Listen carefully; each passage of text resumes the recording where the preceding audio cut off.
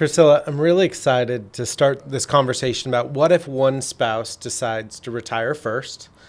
And through the study that Amber and Ian and our great team did, it said that about 48% of working couples plan to retire in or around the same time. But the reality of that, it probably doesn't really work out that way. But No. if about half of them say, hey, I want to retire at the same time, that means more than 50% are going to retire at different time frames. Exactly. And this is an important thing to think through. You've lived through it a little bit. I have, Yeah. yes. So what are some things that people should consider?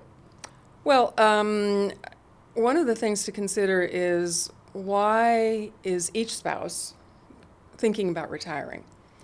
It may be that one of the spouses has a health issue, and so retirement is coming when it's not wanted, and it's being piled on top of health problems. That's a very difficult challenge, right? Maybe someone just has a job, and they're not really feeling fulfilled in that job, and they just figure it's time to move on. Some companies age people out, so they're forced into retirement. Yeah. But hopefully it's the better option, which is I'm ready to move forward in my life and not necessarily retire from something, but retire to something in the future, some passion that they want to embrace or make time for grandkids, whatever. So I think the first step is to recognize, why is it that retirement is being discussed? Yeah, because that could bring on its own set of challenges. Exactly. Exactly. As you're even just talking about this, it reminds me of like this pre-marriage counseling that my wife and I took many, many years ago when we got engaged, before we got married. Great idea. And just like the roles and responsibilities around money and household Yeah. chores and expectations around cooking dinner and dry cleaning, it brings me back to, you're almost having to relive those conversations again about roles and responsibilities and how somebody will show up if somebody's still working versus retired.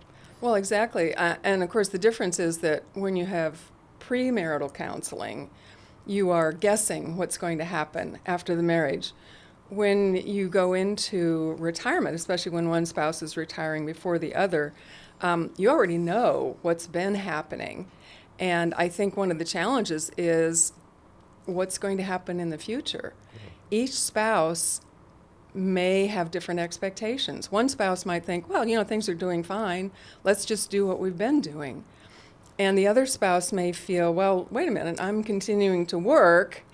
And, maybe you, the retiring one, should take on more household responsibilities. Yeah. So it's important, I think, for each individual to think through what they want and what they need, but then talk to each other and don't assume that the other person knows what you're thinking. Be honest, be open, be vulnerable. Yeah. It's okay.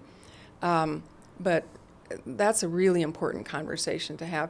And you may not get it resolved in one conversation. This might be a process as opposed to an event. And I do believe that communication is probably the most important thing in any relationship, but I loved how you started the conversation with, what are you retiring to do now, going to do? Exactly. And so that's more the optimist, and I get to do these things, but the reality is there is that other side, that there's some challenges as to reasons why maybe people have to step into retirement early. Maybe it's unwanted, maybe it is health or other things, and so you still have to communicate and kind of let the other person know, or find the right support to be able to help you navigate those challenges. Exactly. And then be able to move on. Exactly. I'll give you an example of retirement that was kind of necessary but not necessarily welcome. And it's my husband. He was a public school teacher for 38 years in one of the high schools in Burbank. And he had a very, very successful high school photography department. But and he always, for all 38 years, he loved teaching the students. He loved watching them grow and develop, all of that. But the administration side of education became just unbearable for him. And he was like cranky all the time. And I said to him one day, when is the last time you had a really good day? And he couldn't remember. Yeah.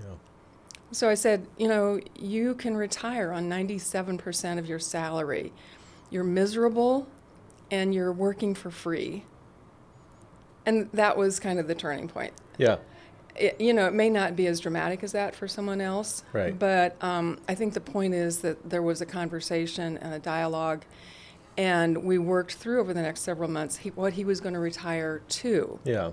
which was something he'd always been interested in, which was managing our real estate. Yeah. Well, that's the important part, is that oftentimes when people step away from work, they find some unhappiness or lack of excitement because they've either lost their identity, Yeah. or the connections and the people that they communicated with every single day, well, they're now working and busy. I've heard countless times from people about, I thought we had such a great relationship with so-and-so. We had lunch all the time. We talked to each other every day. Yeah. I'm no longer working at that company, and I rarely talk to that person. And it's because they're busy and they're doing their job. And then fast forward a couple of years, they stepped away and retired, and all of a sudden they're back friends hanging out. Right, exactly. But you have to overcome that loss of identity and that social circle that you have and replace it with a hobby and another social circle, because, we're humans, and being social is a key part of our happiness and our success long term. Exactly. I think you have to be ready for changes in almost all of your relationships when you retire, depending on where different people are in your life. For someone who's still on that treadmill going to work every day, the enormous energy required when you have a career, as an example, there's not sometimes as much time as you would like to invest in your friends. Yeah. And so a friend who's retired and has a lot more time and a lot more energy, that's a difficult balance to find. Yeah. And so, again, it just takes talking to each other and understanding that this is a change in the relationship. It's okay. When you have more time, we'll do lunch more often, or we'll do camping trips, right, or we'll go to the museum, whatever it is that is your passion. So obviously, people that are looking to make this decision, communication is really important. Understanding why this change is happening, how it impacts them, roles and responsibilities around the house. Make sure that you're setting up you and your partner for success, because the expectations are clear. Yes. Maybe you have some skills, passions, or hobbies. Beyond that, how Morton Wealth can really help is, obviously, we can run financial plans and projections to make sure that it's okay. We can come up with tax strategies like Roth conversions if you've got lower income. If you're nearing retirement, we can look to make sure that you're fully maximizing your employer retirement plans. That's one thing that I was actually shocked about in the study. Yeah. And this just goes to show how little we talked about finances, even with our spouses. Yeah. The number of couples that were missing free money through employer matches in their retirement plans because they weren't quite contributing enough. Yeah. And if they could have shifted the dollars to one spouse or the other, that they could have made an extra, $800 to $1,000 a year in free money. Yeah. That's a big thing. It's a big thing. And I think what happens is, when we're enrolling in a 401k, we tend to do that like in a silo, right? You're at work, and somebody says, "Oh, the deadline's coming up," and so you have to make the decision, and you think, "Well, I'll just do X," and then you get home and things are busy, and you forget to talk with spouse about it. So, I think that's where Morton Wealth can really play a key role, is helping you give yourself permission to take the time to say, okay, here's my plan. What does your plan at work look like?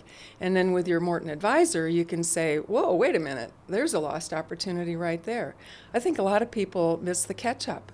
When you get over 55, you can put more money in, right? Yeah. We forget as busy people. And, so the Morton advisor, again, can help play a role in that, because we have all of these lovely systems in place that say, look, somebody's turning 55. Should they do a catch-up? Yeah. Well, I mean, it's also all of the different things. The age 55 catch-up is for health savings accounts. Uh-huh. The age 50 is for retirement accounts. Right. But then there's that new catch-up if you're between age 60 and 63. I mean, It's a lot so for many somebody just to numbers. take. It is so many numbers to think about. So many But numbers. just to that point, I mean, missing out on free money and tax saving strategies to help put yourself in a place to be financially free when it comes to retirement.